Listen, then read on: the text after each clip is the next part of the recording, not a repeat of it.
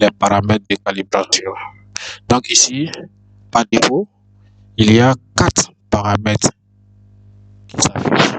Donc lorsque vous ouvrez le projet, il y a 4 paramètres qui s'affichent par défaut. Donc c'est le CN2, alpha, BF, GW, delay et les GWQMN. Donc ce sont ces paramètres qui s'affichent par défaut. On peut ajouter d'autres paramètres. Donc, pour ajouter d'autres paramètres, vous venez dans Add nos paramètres et vous mettez le nom du paramètre que vous voulez ajouter et vous l'importez. Donc, voilà les fichiers d'ensemble. Ainsi de suite. Si vous voulez tout voir, donc vous venez là, vous voyez tous les paramètres ici. C'est des paramètres qui permettent de réguler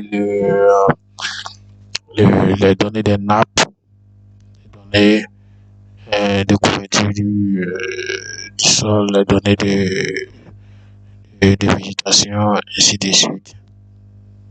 Donc, nous allons aller au niveau du deuxième. Donc ici, cette partie concerne le nombre de paramètres. Donc ici, nous avons 4 paramètres, le nombre de simulations. Donc ici, par défaut, nous avons 5 simulations. Ici, nous avons la première simulation et la dernière simulation.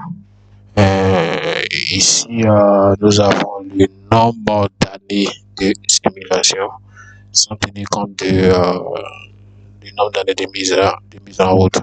La première simulation s'est faite à partir de 2000 et nous avons des années de 365 jours et 336. Ici, c'est des paramètres, c'est des données qui sont importées depuis les fichiers de simulation. Observez, donc, nous puissions Rich pour avoir des données sur ce fichier. Ici, il s'agit du nombre de paramètres, du paramètre de calibration. Comme nous voulons faire la calibration des données du débit, donc nous avons ce paramètre à calibrer. Ici, le flow out de 8.1. Donc ce numéro concerne le bassin, le sous-bassin par lequel il y a l'eau sort de tout le bassin qui a été délimité. Lorsque on finit de mettre le modèle en place, il y a un sous-bassin par lequel l'eau quitte l'ensemble du bassin. Donc c'est le numéro du sous-bassin que nous devons ajouter à ce niveau. Pour connaître ce sous-bassin, vous venez directement au niveau de votre modèle, vous regardez l'exutoire, vous prenez sur cette option, Identify, vous cliquez juste à côté de l'exutoire et vous avez le numéro du sous-bassin. Donc ici nous avons le sous-bassin 4, c'est à partir du sous-bassin 4 que l'eau quitte cet ensemble-là. Donc ici nous allons mettre 4. Après avoir fini de copier,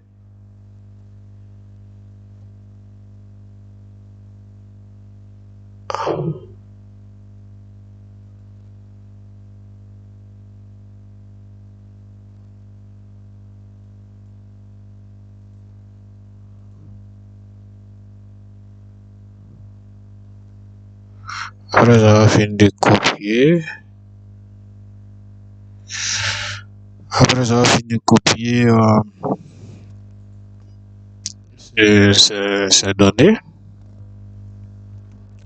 nous allons les copier ici. Donc nous sélectionnons toutes ces données. CTRL V.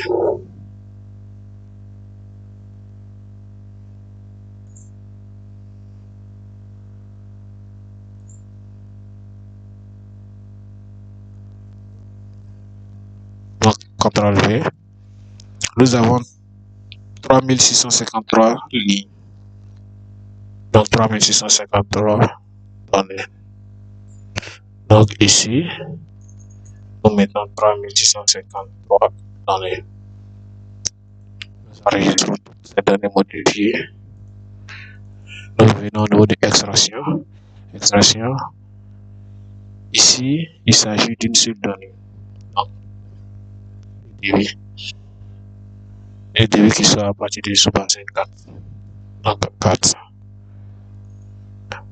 Ici, nous avons un seul paramètre à calibrer. Ici, c'est la colonne la colonne qui concerne le débit dans le fichier accesseur exporté. Donc ici, c'est le nombre total de sous-bassins. Ici, on en a 17. Ici, ici, nous avons ici,